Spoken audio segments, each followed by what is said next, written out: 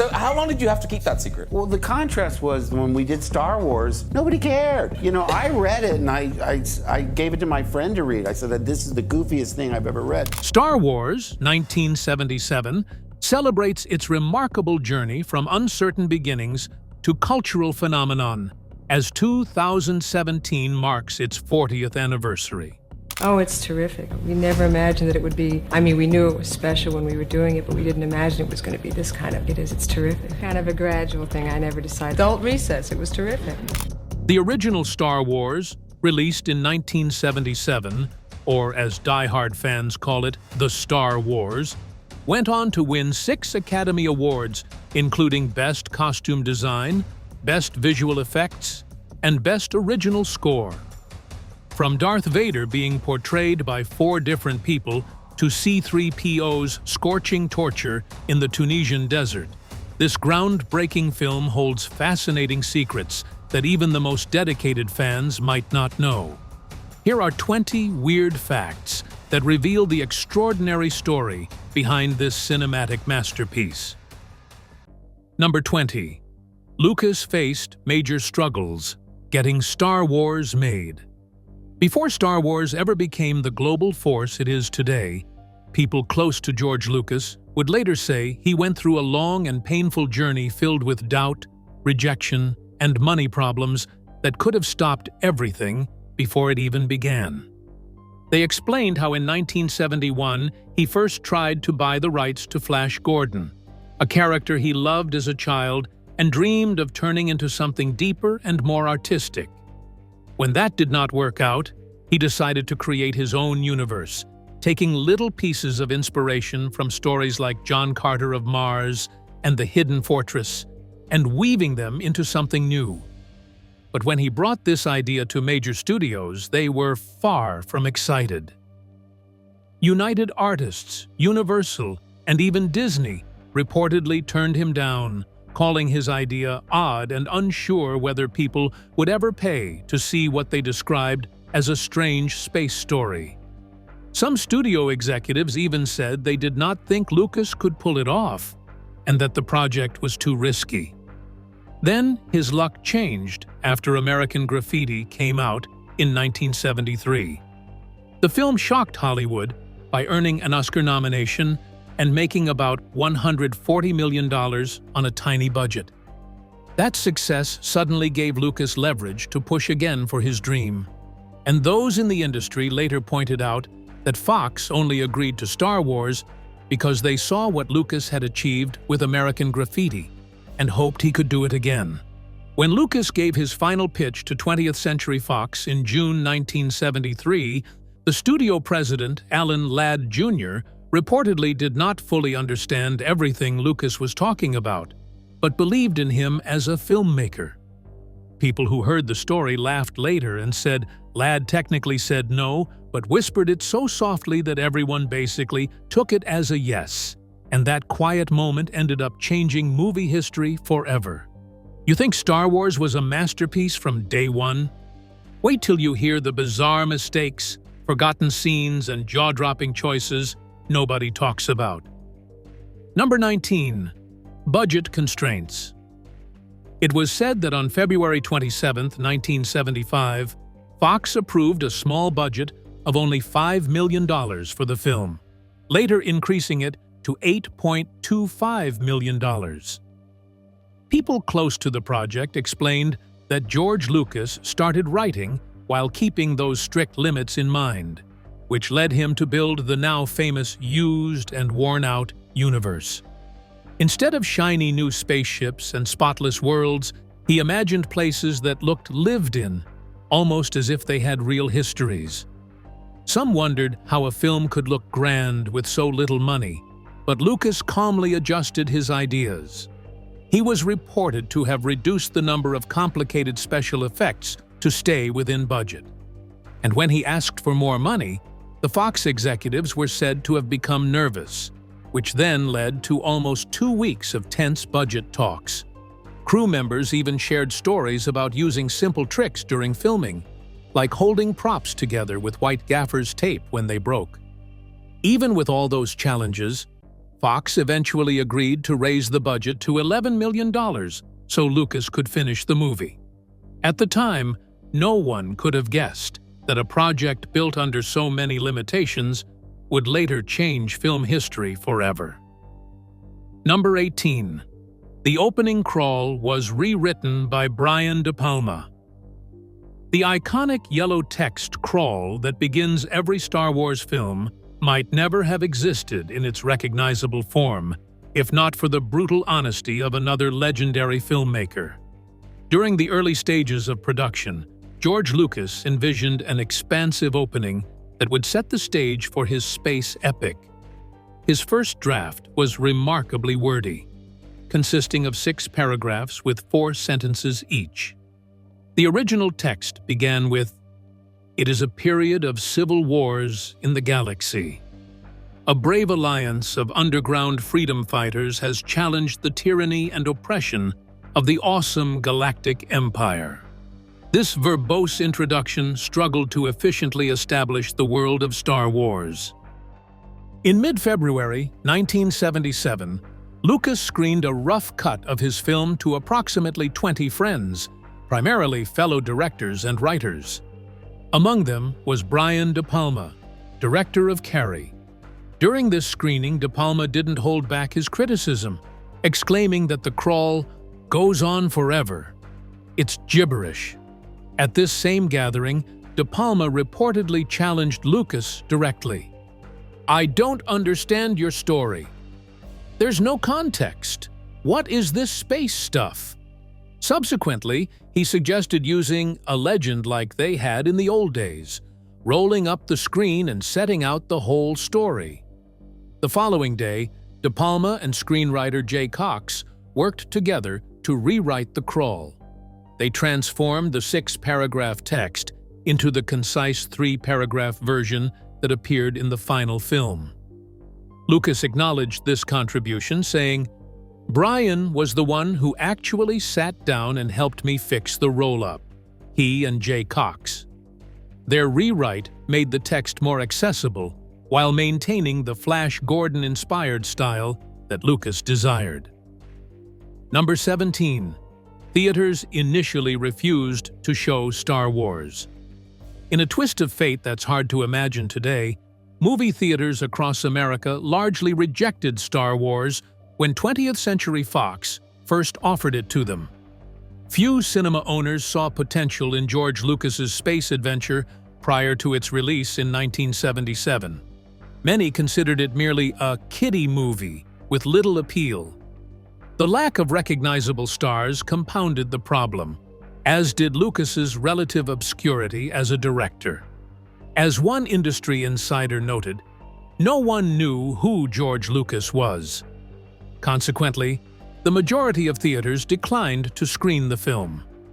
Faced with widespread rejection, 20th Century Fox employed a clever tactic.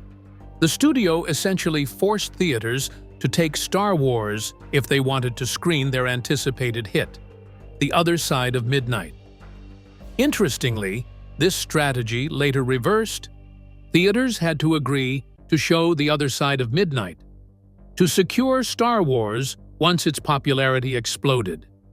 Fox ultimately settled on a limited initial release, opening the film in just 32 theaters nationwide on May 25, 1977. The response was immediate and overwhelming. First, the film reached only 2 additional screens by June 3rd and another 3 by June 10th. On June 17th, the release widened significantly to 157 screens. As 20th Century Fox produced prints as rapidly as possible, Star Wars expanded to 360 theaters by June 24th. Additionally, the film reached its peak distribution on August 5th, playing on 1,044 screens across America. This gradual rollout proved remarkably successful. At the prestigious Coronet Theater in San Francisco, lines formed around the block on opening day. The film set records in all 32 initial theaters, combining for a single-day total of $254,809. Star Wars quickly became a surprise blockbuster, grossing $410 million worldwide during its initial run. Ultimately, it surpassed Jaws to become the highest-grossing film in history until E.T. claimed the title in 1982. The original Star Wars wasn't just a movie, it was a miracle stitched together with guts, creativity, and pure luck. Long before fans queued for lightsabers and midnight premieres, Star Wars nearly fell apart in the strangest ways. These bizarre secrets will shock you. Don't miss the final one. Keep watching. Number 16. Star Wars revolutionized movie merchandising. Behind the groundbreaking special effects of Star Wars, George Lucas made a business decision that forever changed the film industry. In a negotiation that proved revolutionary, Lucas agreed to direct Star Wars for just $150,000 instead of $500,000 in exchange for keeping all merchandising rights. At that time, movie merchandise was considered insignificant, which explains why Fox readily accepted this deal. After multiple toy companies rejected him, Lucas finally sold the toy merchandising rights to Kenner for a mere $100,000 flat fee. Remarkably, nobody anticipated the explosive demand that followed the film's release. Kenner, a small Cincinnati-based company operating from the 11th floor of a Kroger building, found itself completely unprepared for the holiday season of 1977. Faced with impossible production timelines, Kenner's CEO made what he called the loneliest decision of his life. The company created the Early Bird Certificate Package, essentially an empty box containing a certificate that could be redeemed later for 4 Star Wars action figures. This unconventional solution worked brilliantly. Parents purchased these empty boxes as Christmas gifts, promising Luke Skywalker, Princess Leia, Chewbacca, and R2-D2 figures that would arrive months later. The gamble paid off spectacularly. By the end of 1978, Kenner had sold over 40 million Star Wars figures for gross sales exceeding $100 million. Ultimately, the merchandising proved more profitable than the films themselves. Today, Star Wars-themed toys have generated $12 billion in revenue, and the franchise remains among the top 5 licensed toy brands. Most importantly, this unprecedented success established the model for movie merchandising that continues to dominate the entertainment industry. Number 15. Kurosawa's films inspired Star Wars. While creating his space epic, George Lucas drew profound inspiration from Japanese cinema, particularly the works of legendary director Akira Kurosawa. Lucas openly admitted that Kurosawa's 1958 film The Hidden Fortress provided the blueprint for much of Star Wars. The Japanese classic follows 2 peasants who escort a princess and a general across enemy territory, a storyline remarkably similar to C-3PO and R2-D2's journey with Princess Leia. Even more striking, Lucas initially considered casting Star Wars entirely with Japanese actors as a direct homage to Kurosawa. Notably, Lucas borrowed Kurosawa's narrative technique of telling grand stories through the eyes of minor characters. Just as The Hidden Fortress unfolds through the perspective of 2 bickering peasants, Star Wars begins with the droid's viewpoint. This unconventional approach allowed audiences to gradually discover the galactic conflict alongside these humble characters. Number 14. Japanese cultural homage. It was often explained that George Lucas did more than borrow filmmaking tricks from Japanese cinema when shaping the Star Wars universe.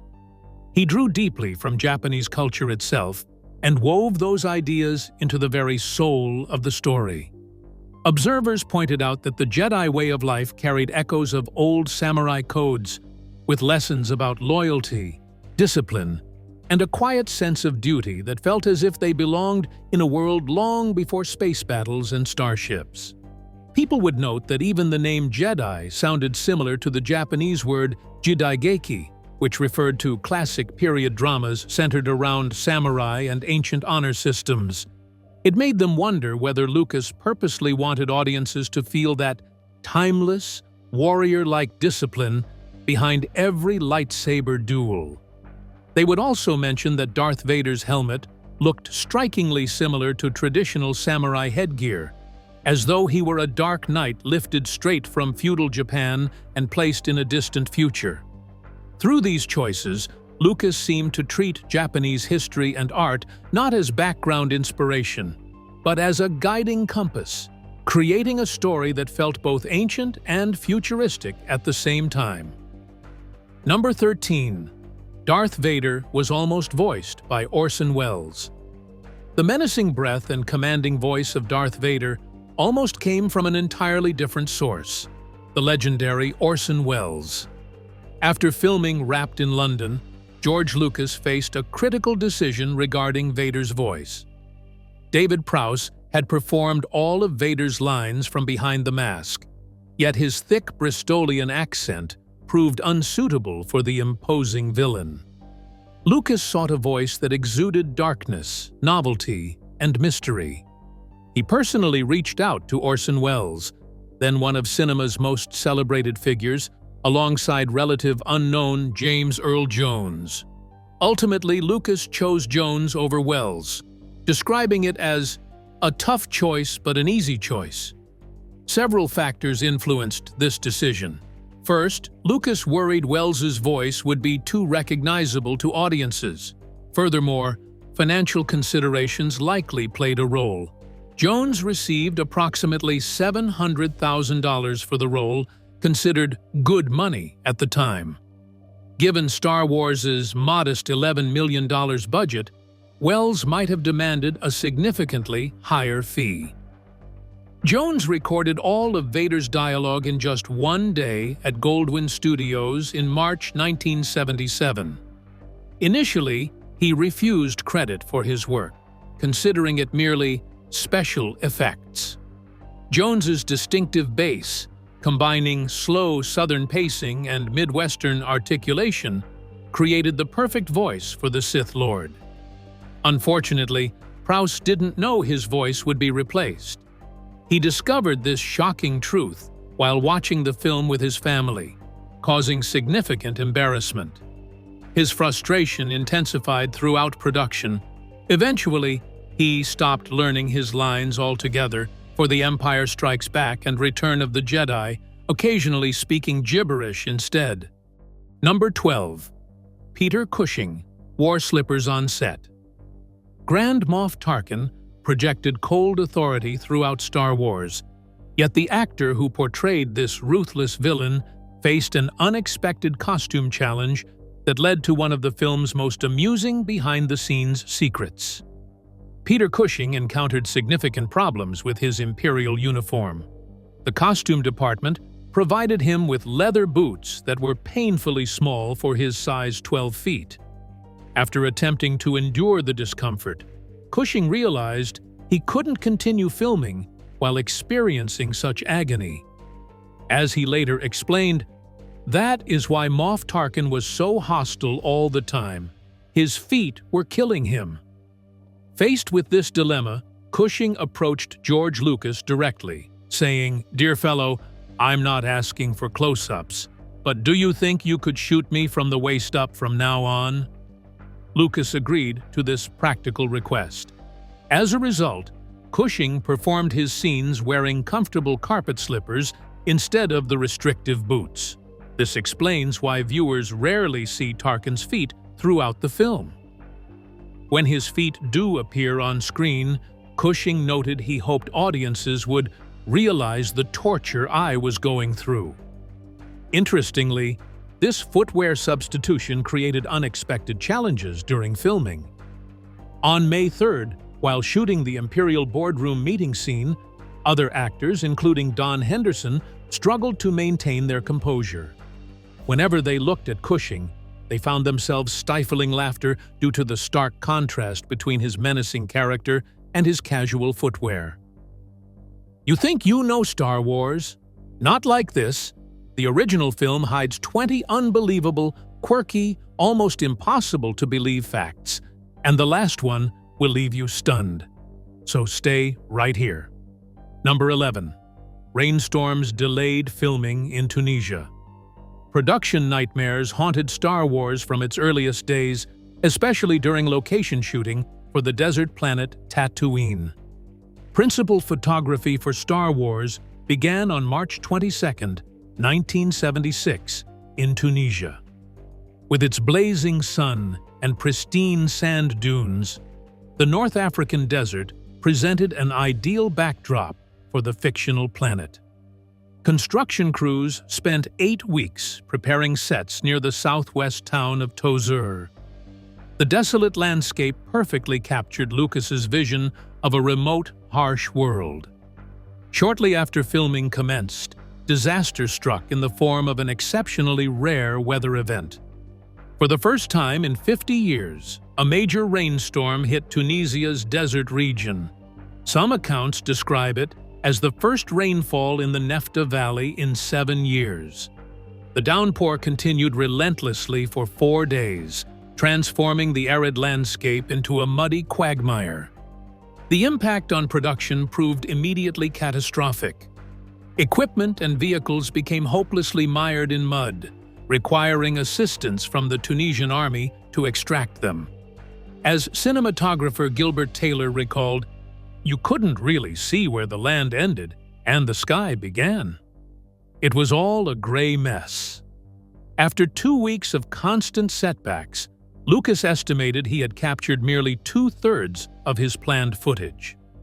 The exasperated director eventually moved production to Elstree Studios in London after just 2.5 weeks in Tunisia. Number 10. Casting Princess Leia was a challenge.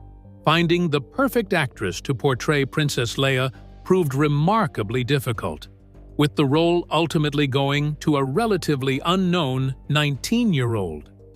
The competition for Princess Leia was fierce, as some of Hollywood's most talented actresses vied for the iconic role.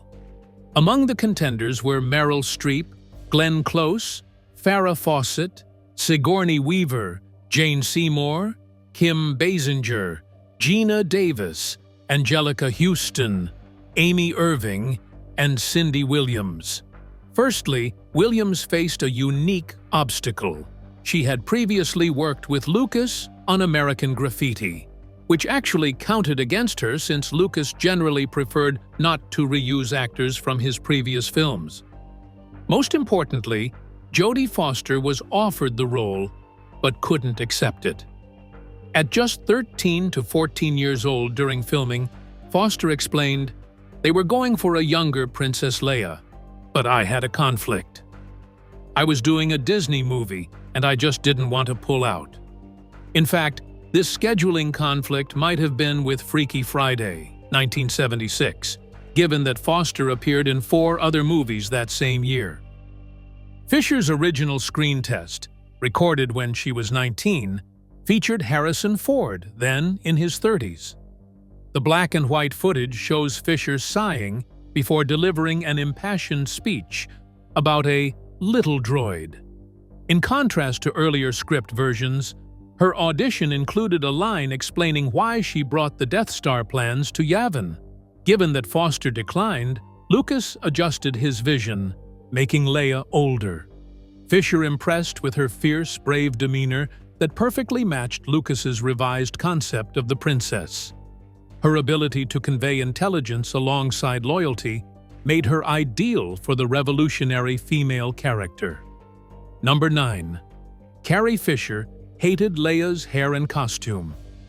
Beyond her initial excitement at landing the role, Carrie Fisher soon developed a complicated relationship with Princess Leia's iconic appearance. Princess Leia's distinctive hairstyle quickly became one of cinema's most recognizable looks.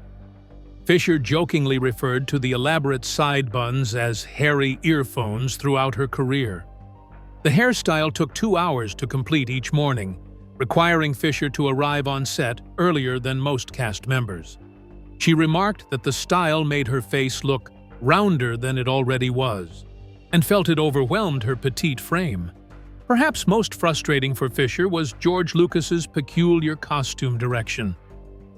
Upon arriving for a fitting, the costume team informed her she couldn't wear a bra underneath her white gown. Whenever Fisher questioned this decision, she received Lucas's puzzling response about undergarments in space. Throughout filming, Fisher had to be taped down with gaffer tape for certain scenes to maintain the costume's intended silhouette. Number 8. Han Solo was almost a green alien. Ralph McQuarrie's earliest concept paintings show Han Solo as a refined space pirate with some sort of Flash Gordon headpiece and even wielding a lightsaber.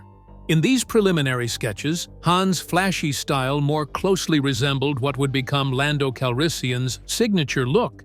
Yet another version depicted him as a barbarian-like figure with bare abs and sandals. These outlandish designs illustrate how radically different the character might have been. As the script evolved, Lucas reimagined Han as a rugged, cynical human pilot, a stark departure from the alien concept. Furthermore, Lucas established a rule against casting actors from his previous films, which meant Harrison Ford, who appeared in American Graffiti, was supposedly ineligible. Nonetheless, Ford and Mark Hamill ultimately performed together in a black-and-white screen test, their first ever meeting. Most remarkably, neither actor had read the script at this point, only their specific scene. When Hamill asked Lucas what kind of movie they were making, Lucas simply replied, "Let's just do it. We'll talk about that later." Though Lucas and Ford disagree about how Ford came to read for Solo, their undeniable chemistry during screen tests secured Ford's casting. Ford's authentic portrayal of the cynical, pragmatic smuggler perfectly embodied Lucas's revised vision. Behind the legendary galaxy, far, far away, lies a messy, hilarious, and downright bizarre origin story. These 20 weird facts will blow your mind. Stick with me till the final reveal. Number 7. Freddy Krueger helped cast Luke Skywalker. A peculiar Hollywood connection reveals how the future horror icon Freddy Krueger played an unexpected role in bringing Luke Skywalker to life. In the mid-1970s, Robert Englund, years before terrorizing dreams as Freddy Krueger, found himself auditioning for Francis Ford Coppola's Apocalypse Now. Upon leaving, a casting agent suggested he try out for the space movie being cast across the hall. Englund briefly auditioned for Han Solo, with Lucas considering older actors for the role at that time. After taking a Polaroid, casting sent him on his way. Returning to his apartment, Englund discovered Mark Hamill with a Heineken in his fist, watching Bob Newhart. Hamill, already a successful TV actor, was frequently crashing on Englund's couch. Certainly impressed by the name Luke Skywalker, Englund enthusiastically told Hamill about Lucas's project. "Look at these sides. I think you're right for this," Englund recalled, telling him, "This character is like a space prince, and it's George Lucas." Immediately, Hamill called his agent about the audition. Yet some disagreement exists about what happened next. Englund maintains he introduced Hamill to the role, while Hamill later clarified his agent likely already knew about it. Regardless, this chance connection between roommates ultimately shaped cinema history. Number 6. Carrie Fisher and Harrison Ford had an affair. In her final memoir, The Princess Diarist, Fisher revealed she and Harrison Ford engaged in a 3-month affair while filming the original Star Wars in 1976. As she described it, it was Han and Leia during the week, and Carrie and Harrison during the weekend. The romance began after a birthday party for George Lucas, yet remained completely secret from the public and their co-stars. The affair involved a substantial age gap. Fisher was just 19, while Ford was 33 and married to Mary Marquardt, with whom he had 2 children. Fisher later admitted feeling terrible about the relationship, stating, "I wasn't raised that way." Still, she explained, "When you're on location, this is something I discovered.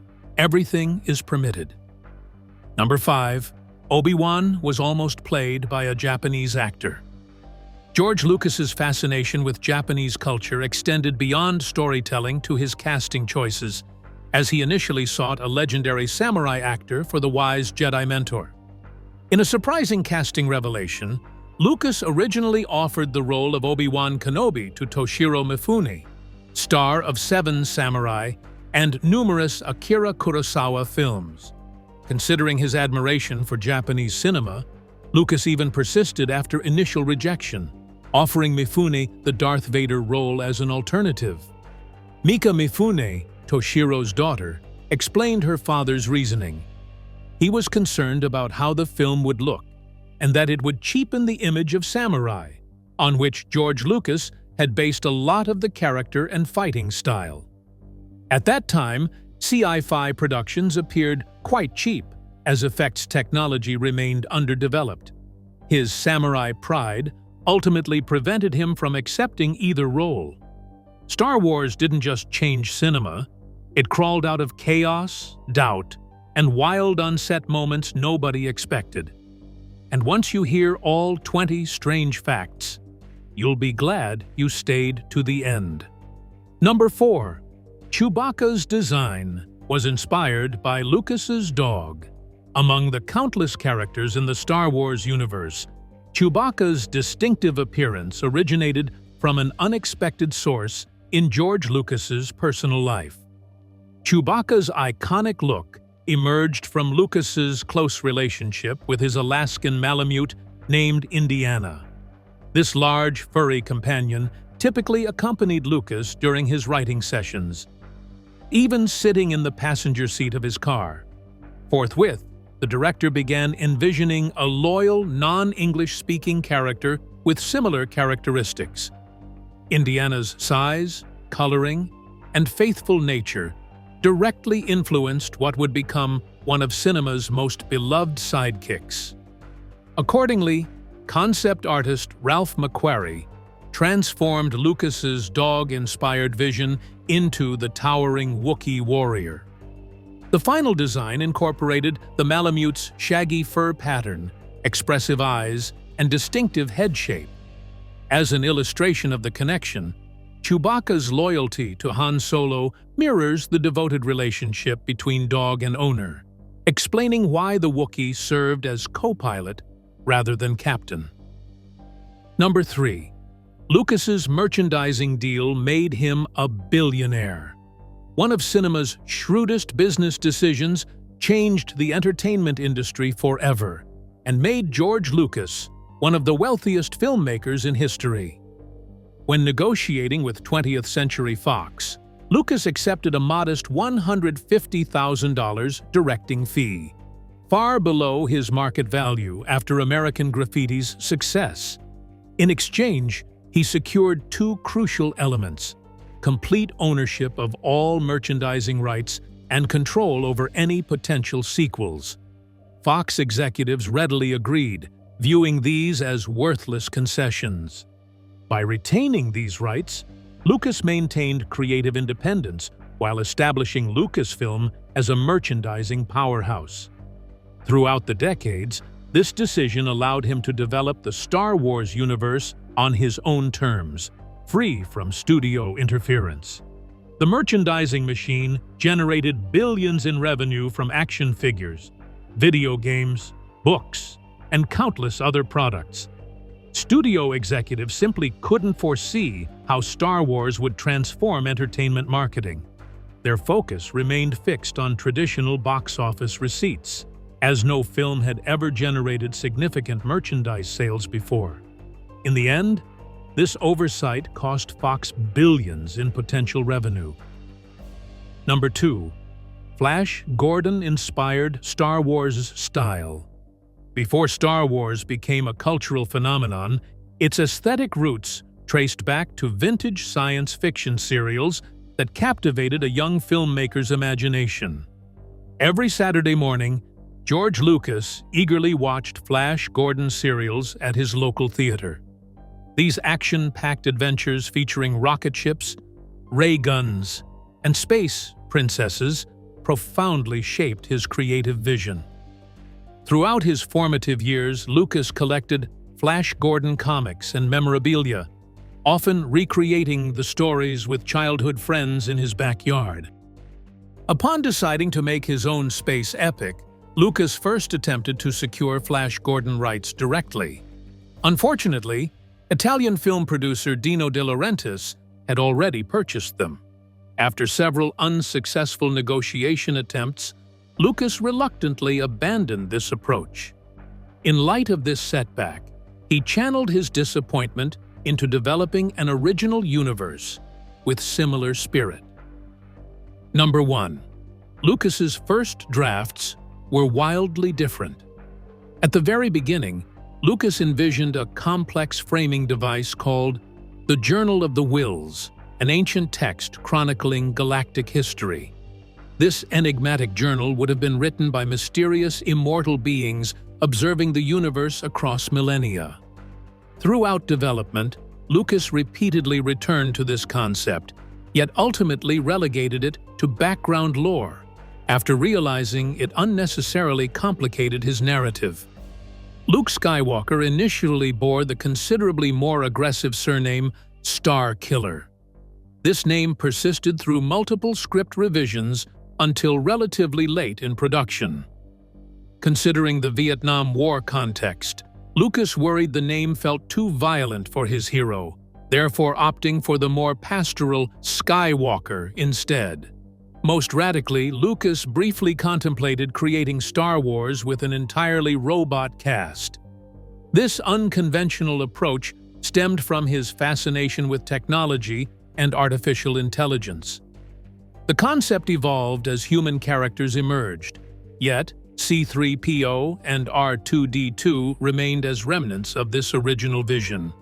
With this, we have come to the end of this video. Thanks for watching. If you enjoyed this video, do well to like, comment, and subscribe for more content.